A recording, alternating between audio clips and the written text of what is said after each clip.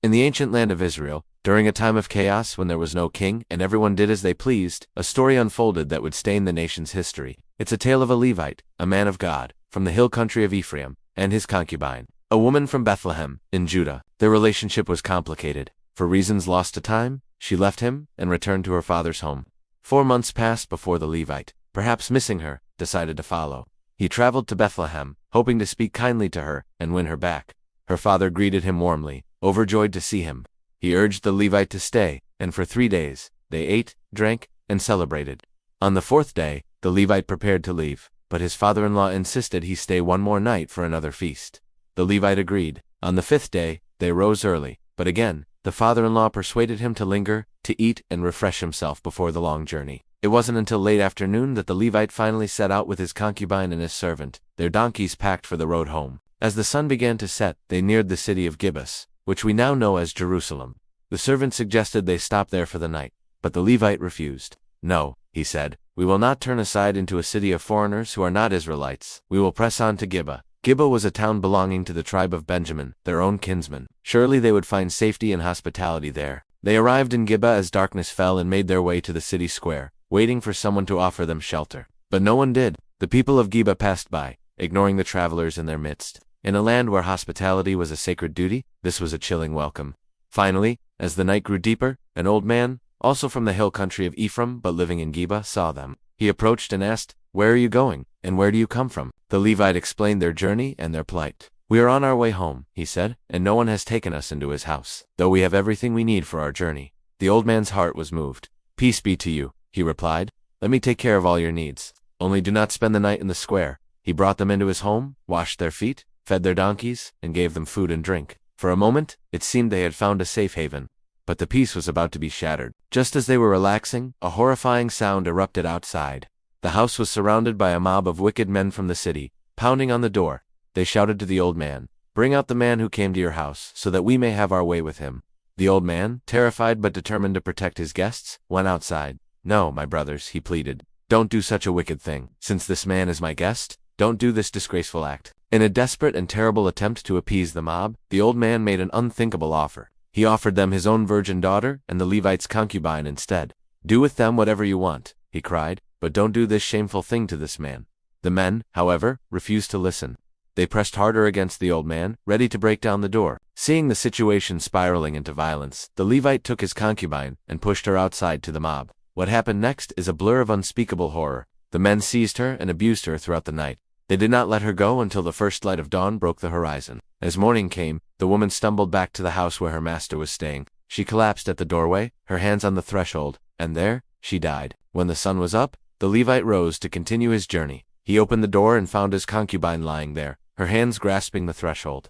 "Get up," he said. "Let's go." But there was no answer. She was dead. In a state of shock, grief, and cold rage, he lifted her body onto his donkey and traveled the rest of the way home. What he did upon arriving home was an act born of profound trauma and a desperate need for justice. It was an act so shocking it would force the entire nation to confront the evil that had taken root in its heart. He took a knife and dismembered his concubine's body, cutting her into 12 pieces. Then, he sent one piece to each of the 12 tribes of Israel. With each piece went a message. Has such a thing ever happened since the day the Israelites came up out of Egypt until this day? Think about it. Take counsel and speak up. The message was delivered, and its impact was immediate and visceral. As the gruesome packages arrived in each territory, a wave of horror and outrage swept across the land. Everyone who saw it said the same thing. Such a thing has never been seen or done before in Israel. The nation was stunned into action. The tribes of Israel began to gather, from Dan in the north to Beersheba in the south, uniting as one people before the Lord at a place called Mizpah. The leaders of all the people, from all the tribes, presented themselves. 400,000 foot soldiers armed with swords stood ready. The question on everyone's lips was, how did this evil thing happen? The Levite, the husband of the dead woman, stood before the assembly and recounted the night of terror in Gibeah. He told them how the men of the city had surrounded the house, intending to kill him, and how they had abused his concubine until she was dead. He concluded his testimony with a solemn charge. "Now, all you Israelites, speak up and give your advice and counsel here and now." The response was unified and resolute. The people declared they would not return to their homes until justice was served. They decided by lot to send 1/10 of their men to gather supplies for the army, while the rest would march on Gibeah to punish its inhabitants for the atrocity they had committed against Israel. The united tribes sent messengers to the tribe of Benjamin, to which Gibeah belonged. They laid out the crime and made their demand clear. Hand over the wicked men of Gibeah so we may put them to death and purge the evil from Israel. It was a chance for the tribe of Benjamin to disown the actions of a few and restore honor. But the Benjamites refused. Instead of delivering the guilty, they chose to protect them. They gathered their own army from their towns to go to war against the other Israelites. And so, a brutal civil war began. Brother turned against brother. The first 2 battles were disastrous for the Israelites. Despite their superior numbers and their belief that God was on their side, they were defeated twice, suffering heavy losses at the hands of the skilled Benjamite warriors. After each defeat, the Israelites went before the Lord, weeping and asking if they should continue the fight. And each time, the Lord told them to go up against their kinsmen. On the 3rd day, the Israelites changed their strategy. They set an ambush around Gibeah. When the main army advanced as before, the Benjamites charged out, confident of another victory. The Israelites pretended to retreat, drawing the Benjamite army away from the city. At that moment, the ambush was sprung. The hidden Israelite forces stormed the now defenseless city of Gibeah and set it ablaze. A great cloud of smoke rose into the sky, the signal for the main army to turn and fight. The Benjamites looked back and saw their city in flames. Panic seized them. Trapped between the 2 Israelite forces, they were utterly routed. The battle turned into a slaughter, and the tribe of Benjamin was nearly wiped out.